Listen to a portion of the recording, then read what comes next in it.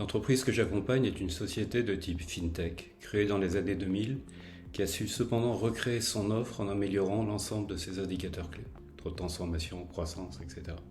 L'entreprise m'a missionné, entre autres, pour faire une acquisition qui est en cours, au sens que le signing et le closing sont déjà effectués. La cible de l'acquisition est dans un pays européen, avec pour objectif de pouvoir traiter et suivre le déploiement des clients internationaux d'une part, tout en utilisant ces nouvelles approches pour booster un outil de production étranger déjà rentable. Les enjeux s'agissait du maintien des certifications bancaires existantes après le changement de contrôle, de l'unification des modèles économiques et financiers. Troisième point, les embauches locales et les VIE ont été anticipées avant le signing, ce qui était une prise de risque mais que nous avons géré pour améliorer les constantes de temps à l'opération. Et enfin, bien sûr, l'utilisation optimale en France des leviers export de BPI France et des leviers financiers bancaires. Alors, est-ce que mon intervention va être utile ?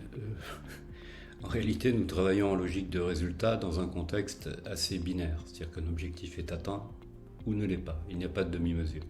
L'acquisition est verrouillée et j'ai fait ce pourquoi le client m'avait demandé d'intervenir. En ce qui concerne l'expérience, il est évident qu'avoir créé ou dirigé des entreprises, par surcroît, opérer des cessions et acquisitions est à peu près indispensable.